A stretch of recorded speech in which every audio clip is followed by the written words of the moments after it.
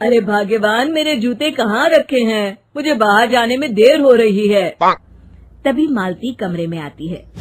ये रहे आपकी जूते। मैं इन्हें साफ करने के लिए ले गई थी। अरे वाह, तुम कितनी समझदार हो। मेरे बिना कुछ कहे ही सारे काम कर देती हो। तभी मालती झिझकते हुए रमेश से कहती है, सुनिए जी, आपसे एक बात कहूँ, बुरा तो नहीं मानेंगे ना? अरे नहीं नहीं, बेफिक्र होकर कहो। शादी से पहले मैं अपने मायके में नौकरी करती थी। मैं चाहती हूँ कि अब मैं फिर से नौकरी करना शुरू कर दूं। वैसे भी सारा दिन घर में बोर हो जाती हूँ। देखो मालती, तुम्हारे नौकरी करने से मुझे कोई ऐतराज नहीं है, लेकिन तुम्हें एक बात बता दूं, हमारे खानदान में आज तक कभी किसी औरत ने नौकरी नहीं की। फिर भी एक बार तुम माँ से पूछ कर देखो, अगर वो तुम्हें नौकरी करने की इजाजत दे देती है तो अच्छी बात है। रमेश वहाँ से चला जाता है। फिर उसी शाम मालती अपनी सास के पैर दबा रही होती है। तभी उसकी सास मालती से कहती है, अरे क्या बात है बहू, आज तो ठीक तरह से मेरे पैर नहीं दबा रही। किसी ख्याल में खोई पड़ी है क्या? मैं भी तो जानूं आखिर बात क्या है। अब दरअसल वो माँ जी। अरे हाँ हाँ बोलो, इतना सोच क्यों रही हो? माँ जी, अगर आप बुरा न माने तो मैं नौकरी करना चाहती हूँ। घर के काम करने के बाद मेरे पास काफी वक्त बच जाता है। मालती की ये बात सुनकर उसकी सास गुस्से में कहती है, अरे बहू, तेरी तबीयत तो ठीक है ना? आज ये कैसी बहकी बातें कर रही है? भला हमारे खानदान में आज तक कभी किसी औरत ने नौकरी की है जो तू नौकरी करने की बात कर रही है, हैं? अरे बहू, तू क्या रिश्तेदारी में हमारी नाक कटाना चाहती है? जितना जल्दी हो सके अपने दिमाग से नौकरी का भूत उतार दे। और अब जा, जल्दी से रसोई में जा, खाना बनाने का वक्त हो रहा है। मालती मन मार कर खाना पकाने के लिए रसोई घर में चली जाती है। अगले दिन, नमस्ते माँ जी, कैसी हैं आप?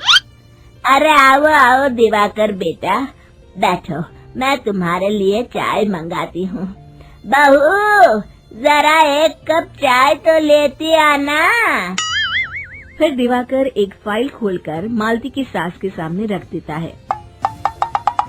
ये देखिए माँ जी, ये है पिछले महीने का हिसाब और ये रहे मुनाफे के रुपए। एक बार हिसाब देख लीजिए और इन कागजों पर अपने दस्तखत कर दीजिए। अरे दिवाकर बेटा, मैंने भला आज तक कभी तेरा हिसाब देखा है जो अब देखूंगी? ला बता, कहाँ दस्तखत करूं? तभी मालती चाय लेकर वहाँ आ जाती है और अपनी सास को बिना कागजातों को पढ़े इस तरह लापरवाही से दस्तखत करते हुए देखकर हैरान रह जाती है। अच्छा माँ जी, अब मैं चलता हूँ, फैक्ट्री में बहुत काम है। फिर दिवाकर वहाँ से चला जाता है। कुछ दिनों बाद मालती बाजार में कुछ सामान खरीद रही होती है। तभी एक बूढ़ा आदमी उसे आवाज देता है, अरे मालती बेटी, कैसी हो? मुझे पहचाना? मैं तुम्हारी कंपनी में मुनीम का काम करता हूँ। हाँ चाचा जी, मैं आपको बिल्कुल पहचानती हूँ। कहिए, कैसे हैं आप? मैं तो ठीक हूँ। कंपनी में कुछ भी ठीक नहीं चल रहा, यहाँ तक कि हमें ठीक वक्त पर तनख्वाह भी नहीं मिलती। ये आप क्या कह रहे हैं? अब क्या बताऊँ, आप लोग तो कभी हिसाब किताब देखने दफ्तर आते नहीं। मेरी मानो तो एक बार आप लोग दफ्तर आकर सारा हिसाब किताब देख लो, आपको असलियत पता चल जाएगी। अच्छा बेटी, अब मैं चलता हूँ, देर हो रही है। फिर वो बूढ़ा वहाँ से चला जाता है। वहीं दूसरी तरफ मालती घर पहुंचकर अपनी सास को सारी बात बताती है। तभी वहाँ रमेश भी आ जाता है, लेकिन मालती की सास मालती की किसी भी बात पर विश्वास नहीं करती। तभी रमेश कहता है, अरे माँ, बिना आग के कभी धुआं नहीं उठता। जब मालती इतना कह रही है तो हमें एक बार दफ्तर चलकर देख लेना चाहिए। वैसे भी हम लोग काफी दिन से अपने दफ्तर नहीं गए हैं। इस तरह किसी एक आदमी के भरोसे काम छोड़ना मुझे भी ठीक नहीं लगता। अगले दिन वे सभी अपने दफ्तर पहुंचते हैं और सीधे दिवाकर के कैबिन में जाते हैं। अचानक सबको एक साथ देखकर दिवाकर चौंक जाता है। अरे माँ जी, आप सब लोग अचानक यहाँ कैसे आ गए?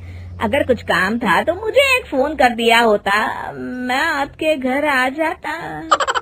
तभी मालती की सास कहती है, अरे दिवाकर बेटा, आज मैं हिसाब देखने दफ्तर आई हूँ, जरा मुझे पिछले 6 महीनों का हिसाब दिखाना तो बेटा। दिवाकर घबराते हुए हिसाब की फाइल मालती की सास को देता है। मालती की सास फाइल लेकर मालती को देती है और कहती है, ले बहू, देख ले हिसाब। मालती फाइल को बड़े गौर से देखती है और अगले ही पल उसे सारी गड़बड़ी समझ में आ जाती है। वो अपनी सास से कहती है, माँ जी, मुनीम चाचा बिल्कुल सही कह रहे थे। हमारी कंपनी में पिछले 6 महीनों में जितना मुनाफा हुआ है, हमें उसका आधा पैसा भी नहीं मिला। यूँ समझ लीजिए कि 1 रुपये में सिर्फ चवन्नी ही हमारे हाथों में आई है। मालती की बातें सुनकर मालती की सास गुस्से से दिवाकर को पूछती है, क्यों दिवाकर, मेरी बहू जो कह रही है वो सच है? दिवाकर समझ जाता है आज उसका भांडा फूट चुका है। वो गिड़गिड़ाते हुए कहता है, मुझे माफ कर दीजिए माँ जी, मैं पैसों के लालच में अंधा हो गया था। अरे वाह दिवाकर, तू तो एक नंबर का चोर निकला।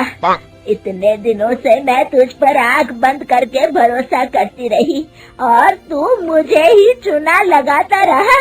अभी के अभी निकल यहाँ से और दोबारा अपनी शक्ल मत दिखाना। दिवाकर वहाँ से भाग जाता है। मालती की सास मालती को शाबाशी देते हुए कहती है, बहू, आज मैं समझ गई कि पढ़ाई लिखाई हमारी जिंदगी में कितनी जरूरी है। मैं बहुत किस्मत वाली हूँ जो मुझे तुझ जैसी बहू मिली है। शिक्षा, पढ़ाई लिखाई का इस्तेमाल सही जगह करके हम दुनिया में बहुत कुछ बदल सकते हैं।